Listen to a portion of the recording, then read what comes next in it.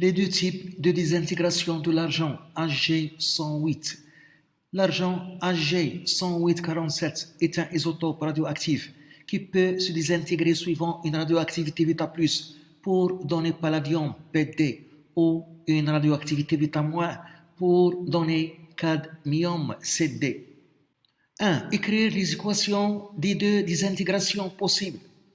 2. On donne ci-dessous la courbe représentante de ln n de t en fonction du temps. N de t est le nombre de noyaux radioactifs à la date t. A. Déterminer la constante radioactive globale de argent 10847. B. On mesure le nombre d'électrons émis Ne et le nombre de positrons émis Np pendant une durée très petite devant la demi-vie. Leur rapport Ne sur Np égale 0,62. Ce rapport sera considéré constant au cours du temps. Déterminer les constantes radioactives de ces deux types de désintégration. 1. Les équations des deux désintégrations possibles.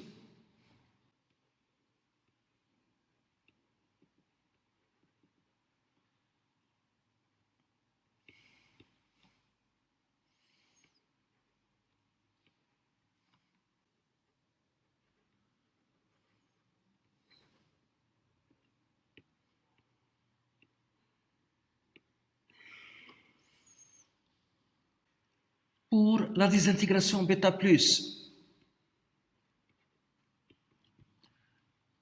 on a l'argent 108, 47 se transforme en palladium Pd plus un positron. Un positron, ce n'est pas un nucléon, donc A est égal à 0. Et a une charge positive plus E, donc ici plus 1. On applique les lois de conservation. Lors d'une réaction nucléaire, il y a conservation du nombre de nucléons. Dans le premier membre, on a 108 nucléons. On doit avoir la même chose dans le deuxième membre, donc ici 108. Il y a aussi la conservation de la charge électrique, c'est-à-dire le nombre de protons qui sont chargés positivement, plus E. Dans le premier membre, on a 47 protons. Dans le deuxième membre, ici on a plus 1. Donc on doit avoir ici 46 pour avoir 47 comme dans le premier membre. Pour la désintégration β-, on a l'argent Ag108, 47 se transforme en cadmium Cd avec émission d'un électron. L'électron, ce n'est pas un nucléon, donc ici 0. Il a une charge négative, moins E, donc ici moins 1. On applique les lois de conservation pour trouver A et Z de cadmium Cd. Conservation du nombre de nucléons. On a 108 nucléons dans le premier membre. On doit avoir la même chose dans le deuxième membre.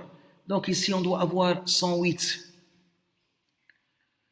La conservation de la charge électrique, c'est-à-dire la conservation du nombre de protons. Un proton a une charge positive, plus E. On a 47 protons dans le premier membre. On doit avoir la même chose dans le deuxième membre. On a ici moins 1. Donc on doit avoir ici le nombre de protons, 48. 2. On donne ci-dessous la courbe représentante de ln n de t en fonction de temps. N de t est le nombre de noyaux radioactifs à la date t. A. Déterminer la constante radioactive globale de l'argent 10847. A. La constante radioactive globale.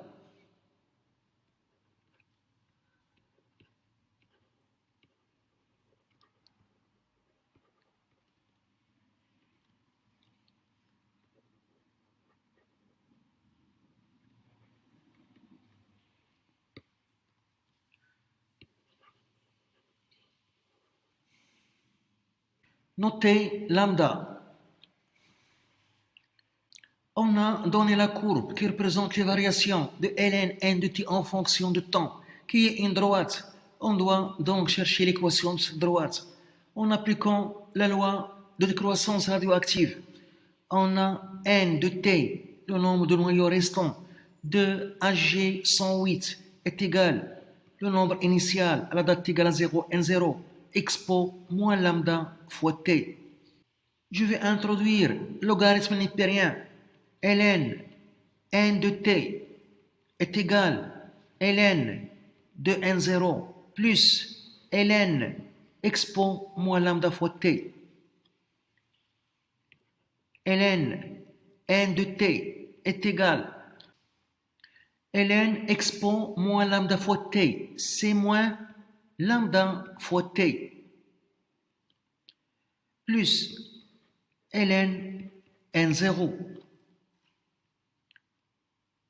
C'est l'équation de la droite qui est donnée. On voit que moins lambda, c'est le coefficient directeur. Moins lambda est égal. Donc, on calcule le coefficient directeur de la droite. Pour déterminer le coefficient directeur de la droite, on choisit deux points de la droite. N'importe quel deux points, quel que soit le choix, on trouve la même chose. On choisit deux points faciles à lire. Je choisis ce point qui a pour ordonnée 52,8. C'est facile à lire. Ce point a pour abscisse ici. Chaque petite division sur l'axe des abscisses représente 10 secondes. Donc cette abscisse, c'est 35 secondes, qui correspond à l'ordonnée 52,8. Et je vais choisir un autre point qui a pour ordonnée 52,2. L'abscisse correspondante se trouve ici. 180 secondes. Et on écrit la différence des ordonnées sur la différence des abscisses correspondantes. Les points qu'on a choisis, 52,8 moins 52,2. L'abscisse qui correspond à 52,8, c'est 35 secondes. Moins l'abscisse qui correspond à 52,2, c'est 180 secondes. On trouve lambda égale 4,14 fois 10 au moins 3 secondes moins 1. B. On mesure le nombre d'électrons émis Ne et le nombre de positrons émis Np pendant une durée très petite devant la demi-vie. Leur rapport Ne sur Np égale 0,62. Ce rapport sera considéré constant au cours du temps. Déterminer les constantes radioactives de ces deux types de désintégration. B. Les constantes radioactives de ces deux types de désintégration.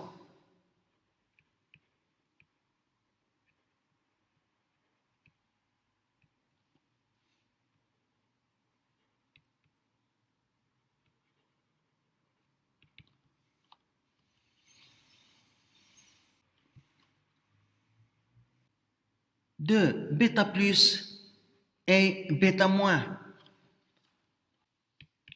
Notez lambda 1 et lambda 2. Pour la désintégration bêta plus,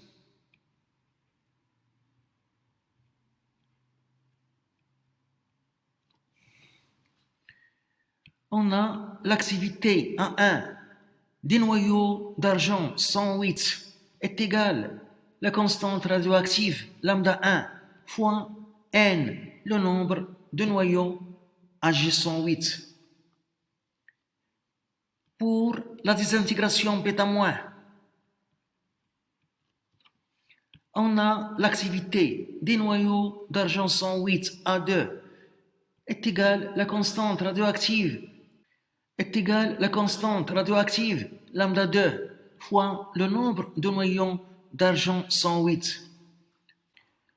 L'activité, c'est le nombre de désintégrations par seconde. L'activité globale des noyaux Ag108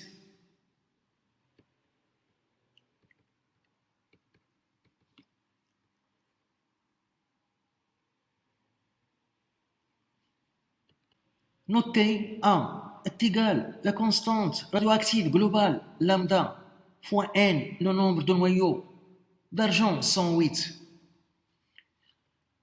On peut écrire donc que l'activité A globale est égale à 1 plus A2,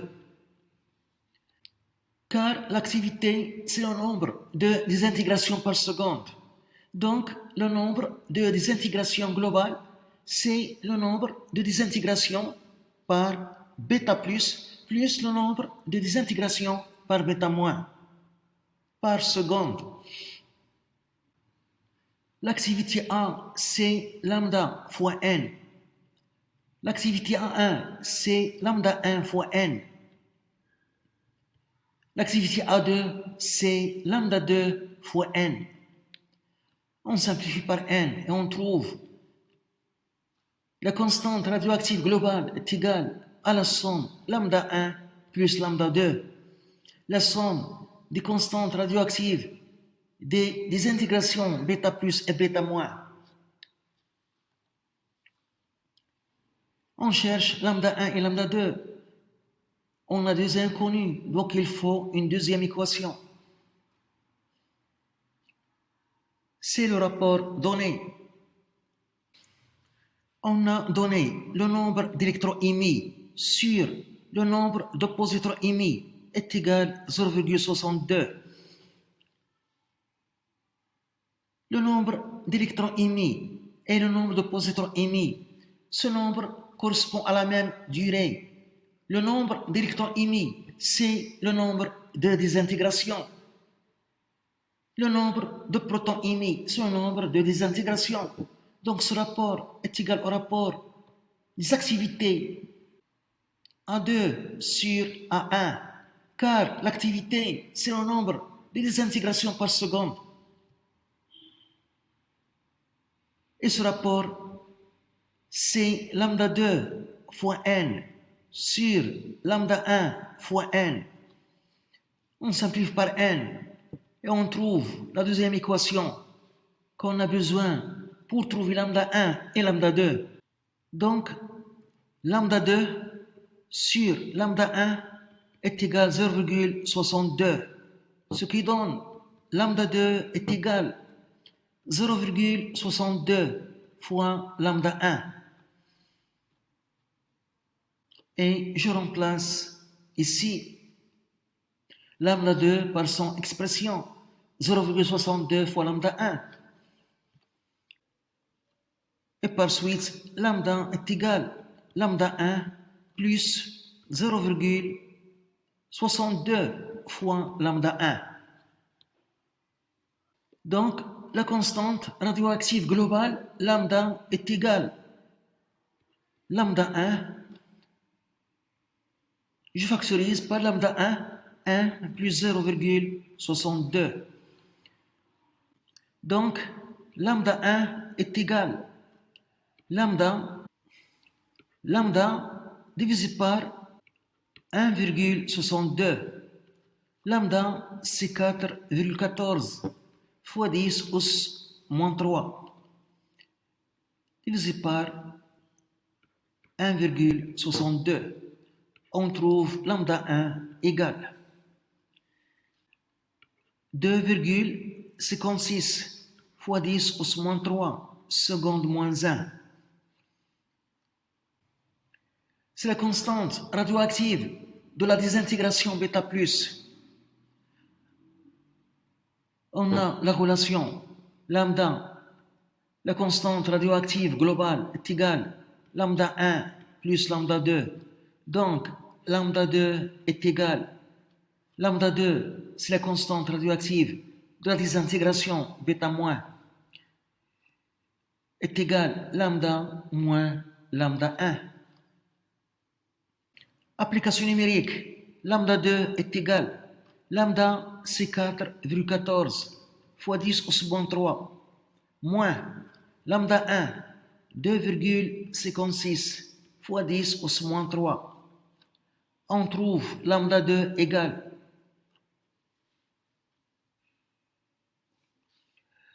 1,58 fois 10 au second 3 seconde moins 1. C'est la constante radioactive de la désintégration, bêta-.